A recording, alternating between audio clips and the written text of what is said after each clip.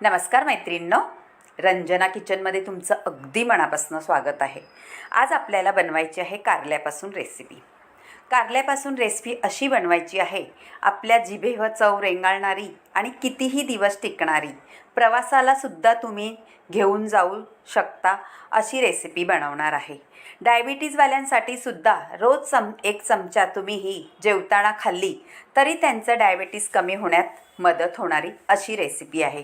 आपल्याला बनवायची आहे कारल्याची चटणी। तुम्ही भाकरीसोबत खा किंवा भातासोबतही तेल घालून असं खाऊ शकता। इतकी भन्नाट रेसिपी होणार आहे। पहा कशी बनवायची आपली चटणी।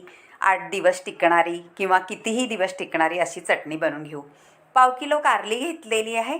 आता आपल्याला कशी कट करायची, धुवून घ्यायची, पुसून घ्यायची छान अशी। आपल्याला ओलावा ठेवायचा नाही आहे, कारण ओलं असलं का आपल्या रेसिपीला टिकायला मदत होत नाही। म्हणून छान स्वच्छ धुवून घेतल्यानंतर पुसून घ्यायची आहे आणि आपल्याला कशी कट करायची ती पाहायची आहे। दोन्ही बाजूनी काढून टाकायचं आहे आणि छान पातळ पातळ अशा चकल्या बनवायच्या आहे, त्याच्या चकत्या। म्हणजे आपल्याला पटकन शिजायला किंवा असं त्या रेसिपीमध्ये अशाच पाहिजे आपल्याला, म्हणजे त्याची चटणी अगदी अप्रतिम होते। झालेले आहे पहा चकल्या करून आणि कारल्याच्या। आता पुढच्या कृतीला सुरुवात करू। एक पॅन ठेवायचा आहे। आता चटणीसाठी काय काय लागणार आहे पाहू। धणे घेतलेले आहे मैत्रिणींनो, 1 चमचा मोठा भरून घेतलेला आहे। बडीशेपही घेतलेली आहे आणि जिरंही घेतलेलं आहे अर्धा चमचा। पहा मैत्रिणींनो, मेजरमेंट एकदम परफेक्ट आहे चटणीसाठी। एवढं असं सगळं व्यवस्थित घातलं तर तुमची चटणी नक्कीच तुमच्या तोंडाला चव तर देणारच आहे, पण जिभेवरती ही चव रेंगाळणार। पाहुणे आले तरी त्यांना कळणार नाही तुम्ही ही कसली चटणी बनवली। आता छान परतून झालेलं आहे आणि काढून घ्यायचं आहे। आता आपल्याला त्याच्यात घालायच्या आहे, हे आहेत बेडगी मिरच्या। बेडगी मिरच्या याच्यासाठी घालायच्या आहे, आपल्याला जास्त तिखटही नाही करायचं आहे आणि जास्त, कारण आपल्याला लहान मुलंसुद्धा खाऊ शकणार अशी चटणी बनवायची आहे आणि तीही कारल्यापासून। त्यांनासुद्धा कळणार नाही ही कारल्याची चटणी आहे म्हणून। आता बेडगी मिरची घालून घेतलेली आहे, छान परतून घ्यायची आहे ती आपल्याला। ती झाली का त्याच्यामध्ये आपल्याला अजून एक पदार्थ घालायचा आहे, तो आहे सफेद तीळ घालायचे आहे मैत्रिणींनो। 1 मोठा चमचा असा घालायचा आहे। झालेली आहे पहा, आणि 1 मोठा चमचा सफेद तिळाचा घातलेला आहे। तीळही आपल्या शरीरासाठी खूप असे उपयोगी पदार्थ आहे आपल्या। आता सगळं मी धणे, बडीशेप आणि जिरं, तीळ, मिरच्या सगळं एकत्र करून घेतलेले आहे आणि काढून घेतलेले आहे। आता अर्धी वाटी खोबरं आहे, ते सुद्धा छान बारीक पातळ पातळ कापलेलं आहे आणि खरपूस भाजून घ्यायचं आहे मैत्रिणींनो। जेवढे तुम्ही व्यवस्थित भाजणार तेवढी तुमची रेसिपी छान टिकायला मदत होते। लसूण घेतलेलं आहे 8-10 पाकळ्या, त्यासुद्धा आपल्याला परतून घ्यायच्या आहे। झालेलं आहे। आता अर्धी वाटी मी शेंगदाणे घालणार आहे, ते सुद्धा आपल्याला छान परतून घ्यायचे आहे। पहा, तेल घालून परतायचे आहे, म्हणजे त्याचा खमंग छान सुटतो तेला परतल्यानंतर। आता झालेले आहे ते सुद्धा आपण काढून घेऊ आणि 2 चमचे आपल्याला तेल घालायचं आहे आणि आपल्या चकत्या आहेत त्या खरपूस भाजून घ्यायच्या आहे। तळायच्या नाही, काय नाही, असं नुसतं भाजून घ्यायचे आहे तेलामध्ये। पहा, आपल्याला तेलही कमी खायचं आहे आणि आपल्या शरीरासाठी अशी भन्नाट एक रेसिपी बनवायची आहे। आता एवढ्याच तेलामध्ये आपले पाव किलो कारली छान खरपूस भाजून होतील आहे आणि मंद आचेवरती करायचं आहे, म्हणजे ती जळणार नाही आणि खरपूस अशी भाजून होणार। मध्ये मध्ये हलवत राहायचं आहे उलटं पालटं करत, म्हणजे सगळीकडून आपले कारली शिजतील आणि आपण त्याच्यापासून छान चटणी बनवून घेऊ। मैत्रिणी, तुम्हाला अशी चटणी आवडत असली तर नक्की करून पहा आणि रंजना किचनला लाईक करा, शेअर करा, कमेंट करायला विसरू नका मैत्रिणींनो। बाजूला बेल बटन आहे ते सुद्धा दाबा।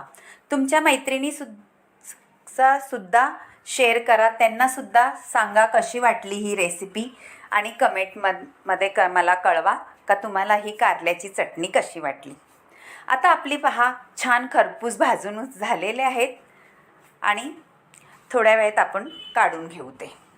असे झाले पाहिजे कुरकुरीत। आपल्या कारल्याच्या चकत्या करून घेतल्या त्या आहेत त्या कुरकुरीत झाल्या पाहिजे। आता परत मी दुसऱ्या घालते. थोड्या थोड्या घेऊन आपल्याला घालायच्या आहे आणि खरपूस करून घ्यायच्या आहेत. सगळ्या एकदम घातल्या तर त्या अशा खरपूस आणि कुरकुरीत होत नाही, म्हणून थोडं थोडं घालून हे आपल्याला कुरकुरीत करून घ्यायचं आहे आणि बाजूला ठेवून थंड करूनही घ्यायचं आहे. आता सगळे मसाले आपण भाजून घेतलेले आहे. पहा, अजूनही एक घाणा आपला बाकी आहे कारल्याचा, तो सुद्धा येईल. तोपर्यंत आपण हे सगळे मसाले वाटून घेऊ. आपण घेतलेले धणे, जिरं, बडीशेप आणि मिरच्या हे आधी वाटून घ्यायचं आहे. शेंगदाण्याचा कुटाही करून घेतलेला आहे. आता वाटून घेतलेले आहे पहा सगळं. आता त्याच्यामध्ये कारली थोडी थोडी करून आपण अर्धा मसाला अर्धा कारली असं करून फिरवायचं आहे आणि एकदम बारीक करायचं नाही, मोल्डवरती फिरवत राहायचं आहे बंद चालू करत, म्हणजे आपली चटणी अगदी मस्तच होते खायला भाकरीबरोबर. पहा, झालेली आहे आपली चटणी. आता आपण अशी ही चटणी एकत्र सगळी करून घेतलेली आहे. मी छोट्या भांड्यामध्ये केली म्हणून 2 वेळा मला करावा लागली. तुम्ही मोठ्या भांड्यात केले तर एकत्र सुद्धा तुम्ही करू शकता. आता मिक्सरच्या भांड्यातलं मी सगळं काढून घेते पहा, आणि त्याच्यात आपल्याला घालायचं आहे चवीनुसार मीठ. आपण मीठ अजून एकदाही घातलेलं नाही, आता घालायचं आहे शेवटला, म्हणजे आपल्याला कळेल आपल्या अंदाजानुसार किती मीठ घालायचं ते. पहा किती भन्नाट कलरसुद्धा आला आहे आणि कोणाला वाटणार सुद्धा नाही ही आपण कारल्यापासून बनवलेली चटणी आहे. आता परत एक पॅन ठेवलेलं आहे. तेच पॅन आहे, त्याच्यामध्ये थोडंसं अगदी तेल घालायचं आहे. अर्धा टीस्पूनही नाही, तेवढं पुरेसं आहे आपल्याला. आणि त्याच्यामध्ये आपली सगळी चटणी घालून टाकायची आहे आणि परत आपल्याला एकत्र करून आपल्याला थोडंसं परतून घ्यायची आहे, म्हणजे त्याच्यामध्ये अजिबात ओलावा असा काही राहणार नाही लसणाचा किंवा आपला कारल्याचा. म्हणजे ती टिकायला 8 काय तुम्हाला 10 दिवससुद्धा ही चटणी, महिनाभर अशी चटणी करून बरणीत भरून ठेवू शकता. आणि प्रवासालाही गेला तरीसुद्धा ही चटणी नक्की तुम्हाला आवडेल. आता चवीनुसार मीठ घातलेलं आहे आणि थोडंसं आमचूर पावडर घातलेलं आहे.